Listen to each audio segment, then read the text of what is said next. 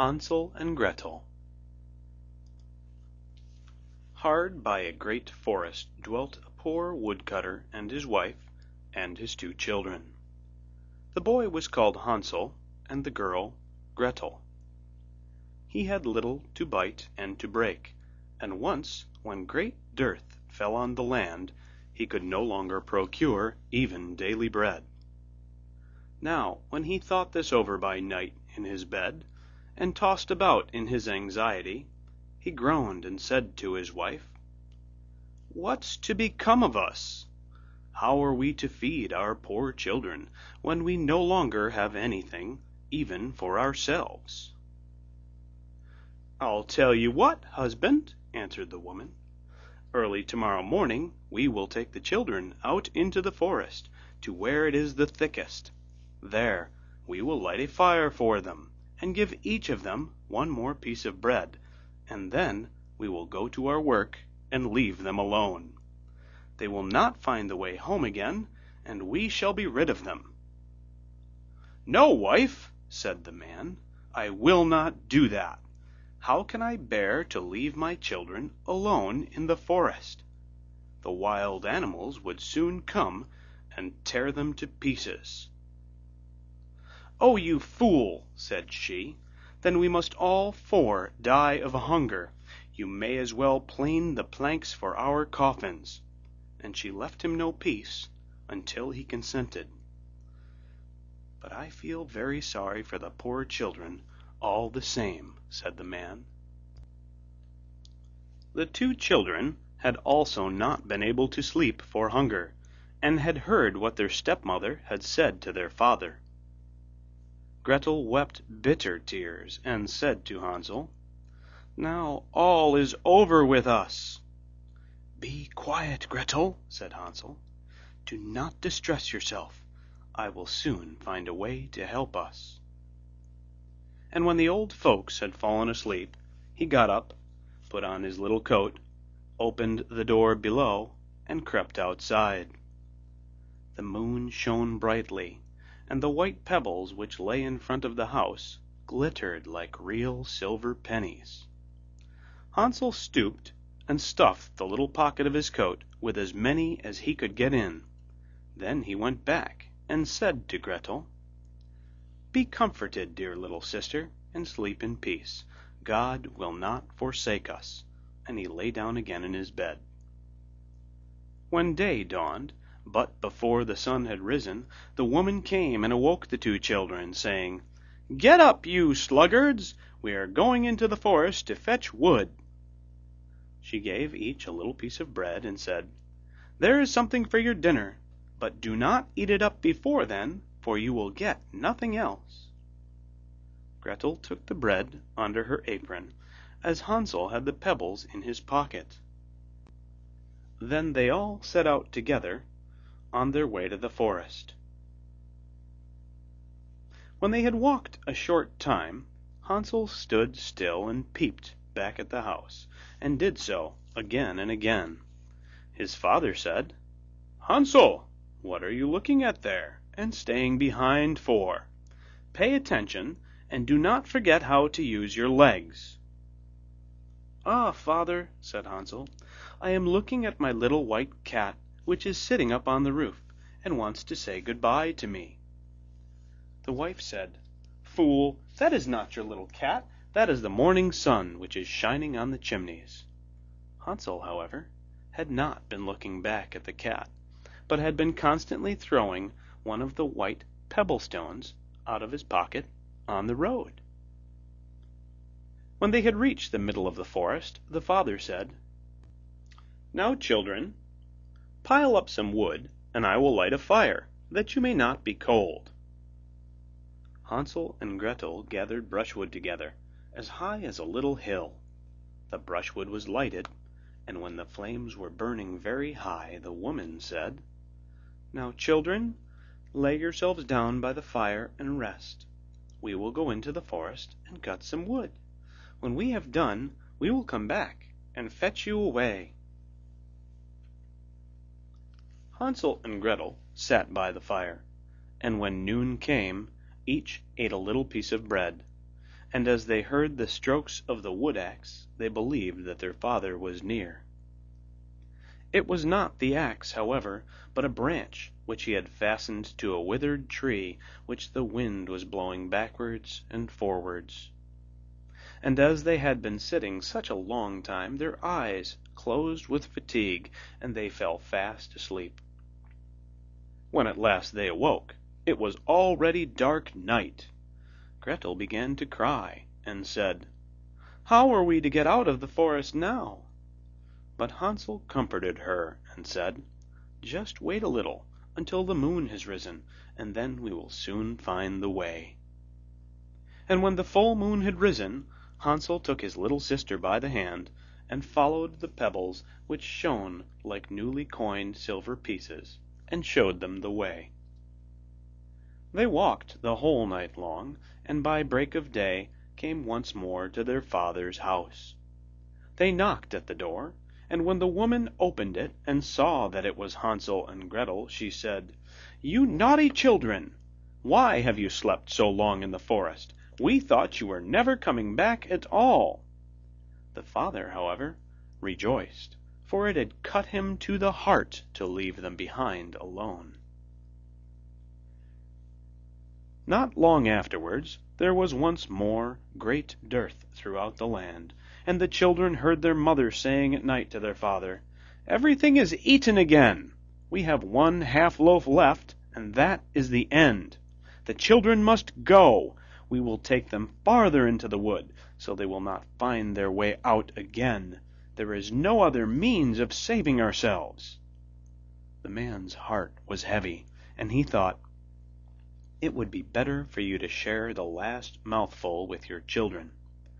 The woman, however, would listen to nothing that he had to say, but scolded and reproached him. He who says A must say B likewise, and as he had yielded the first time, he had to do so a second time also. The children, however, were still awake, and had heard the conversation. When the old folks were asleep, Hansel again got up, and wanted to go out and pick up pebbles as he had done before, but the woman had locked the door, and Hansel could not get out. Nevertheless, he comforted his little sister, and said, "Do not cry, Gretel. Go to sleep quietly. The good God will help us." Early in the morning came the woman, and took the children out of their beds. Their piece of bread was given to them, but it was still smaller than the time before. On the way into the forest, Hansel crumbled his in his pocket, and often stood still and threw a morsel on the ground. "Hansel, why do you stop and look round?" said the father. "Go on." "I am looking back at my little pigeon, which is sitting on the roof, and wants to say good-bye to me," answered Hansel. "Fool," said the woman, "that is not your little pigeon, that is the morning sun that is shining on the chimney." Hansel, however, little by little, threw all the crumbs onto the path. The woman led the children still deeper into the forest, where they had never in their lives been before. Then a great fire was again made, and the mother said, "Just sit there, you children, and when you are tired you may sleep a little. We are going into the forest to cut wood, and in the evening, when we are done, we will come and fetch you away." When it was noon, Gretel shared her piece of bread with Hansel, who had scattered his by the way. Then they fell asleep, and evening passed, but no one came to the poor children.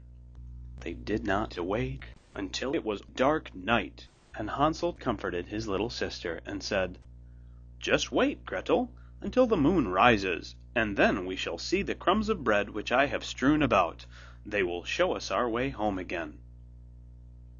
When the moon came, they set out, but they found no crumbs, for the many thousands of birds which fly about in the woods and fields had picked them all up. Hansel said to Gretel, "We shall soon find the way," but they did not find it. They walked the whole night, and all the next day too, from morning till evening, but they did not get out of the forest, and were very hungry, for they had nothing to eat but 2 or 3 berries, which grew on the ground. And as they were so weary that their legs would carry them no longer, they lay down beneath a tree and fell asleep. It was now 3 mornings since they had left their father's house. They began to walk again, but they always came deeper into the forest, and if help did not come soon, they must die of hunger and weariness. When it was midday, they saw a beautiful snow-white bird sitting on a bough, which sang so delightfully that they stood still and listened to it. And when its song was over, it spread its wings and flew away before them, and they followed it until they reached a little house, on the roof of which it alighted. And when they approached the little house, they saw that it was built of bread and covered with cakes, but that the windows were of clear sugar. "We will set to work on that," said Hansel, "and have a good meal. I will eat a bit of the roof, and you, Gretel, can eat some of the window. It will taste sweet." Hansel reached up above and broke off a little of the roof to try how it tasted, and Gretel leant against the window and nibbled at the panes. Then a soft voice cried from the parlor, "Nibble, nibble, gnaw. Who is nibbling at my little house?" The children answered, "The wind, the wind, the heaven-born wind," and went on eating without disturbing themselves. Hansel, who liked the taste of the roof, tore down a great piece of it, and Gretel pushed out the whole of one round window pane, sat down, and enjoyed herself with it. Suddenly the door opened, and a woman as old as the hills, who supported herself on crutches, came creeping out. Hansel and Gretel were so terribly frightened that they let fall what they had in their hands. The old woman, however, nodded her head and said, "Oh, you dear children, who has brought you here? Do come in and stay with me. No harm shall happen to you." She took them both by the hand and led them into her little house. Then good food was set before them, milk and pancakes with sugar, apples, and nuts. Afterwards 2 pretty little beds were covered with clean white linen, and Hansel and Gretel lay down in them and thought they were in heaven. The old woman had only pretended to be so kind. She was in reality a wicked witch who lay in wait for children, and had only built the little house of bread in order to entice them there. When a child fell into her power, she killed it, cooked, and ate it, and that was a feast day with her. Witches have red eyes and cannot see far, but they have a keen scent like the beasts, and are aware when human beings draw near. When Hansel and Gretel came into her neighborhood, she laughed with malice and said mockingly, "I have them! They shall not escape me again." Early in the morning, before the children were awake, she was already up, and when she saw both of them sleeping and looking so pretty, with their plump and rosy cheeks, she muttered to herself, "Now that will be a dainty mouthful." Then she seized Hansel with her shriveled hands, carried him into a little stable, and locked him in behind a grated door. Scream as he might, it would not help him. Then she went to Gretel, shook her till she awoke, and cried, "Get up, lazy thing! Fetch some water and cook something good for your brother. He is in the stable outside, and is to be made fat. When he is fat, I will eat him." Gretel began to weep bitterly, but it was all in vain, for she was forced to do what the wicked witch commanded. And now the best food was cooked for poor Hansel, but Gretel got nothing but crab shells. Every morning the woman crept to the little stable and cried, "Hansel, stretch out your finger that I may feel if you will soon be fat." Hansel, however, stretched out a little bone to her, and the woman, who had dim eyes, could not see it, and thought it was Hansel's finger, and was astonished that there was no way of fattening him. When 4 weeks had gone by, and Hansel still remained thin, she was seized with impatience and would not wait any longer. "Now then, Gretel," she cried to the girl, "stir yourself and bring some water. Let Hansel be fat or lean, tomorrow I will kill him and cook him." Ah, how the poor little sister did lament when she had to fetch the water, and how her tears did flow down her cheeks. "Dear God, do help us," she cried. "If the wild beasts in the forest had but devoured us, we should at any rate have died together." "Just keep your noise to yourself," said the old woman. "It won't help you at all." Early in the morning, Gretel had to go out and hang up the cauldron with the water, and light the fire. "We will bake first," said the old woman. "I have already heated the oven and kneaded the dough." She pushed poor Gretel out to the oven, from which flames of fire were already darting. "Creep in," said the witch, "and see if it is properly heated, so that we can put the bread in." And once Gretel was inside, she intended to shut the oven and let her bake in it, and then she would eat her too. But Gretel saw what she had in mind, and said, "I do not know how I am to do it. How do I get in?" "Silly goose," said the old woman, "the door is big enough. Just look, I can get in myself." And she crept up and thrust her head into the oven. Then Gretel gave her a push that drove her far into it, and shut the iron door and fastened the bolt. Oh, then she began to howl quite horribly, but Gretel ran away, and the godless witch was miserably burnt to death. Gretel, however, ran like lightning to Hansel, opened his little stable, and cried, "Hansel, we are saved! The old witch is dead!" Then Hansel sprang like a bird from its cage when the door is opened. How they did rejoice and embrace each other, and dance about and kiss each other. And as they had no longer any need to fear her, they went into the witch's house, and in every corner there stood chests full of pearls and jewels. "These are far better than pebbles," said Hansel, and thrust into his pockets whatever could be got in, and Gretel said, "I, too, will take something home with me," and filled her pinafore full. "But now we must be off," said Hansel, "that we may get out of the witch's forest." When they had walked for 2 hours, they came to a great stretch of water. "We cannot cross," said Hansel. "I see no foot-plank and no bridge." "And there is also no ferry," answered Gretel, "but a white duck is swimming there. If I ask her, she will help us over." Then she cried, little duck, dost thou see? Hansel and Gretel are waiting for thee. There's never a plank or bridge in sight.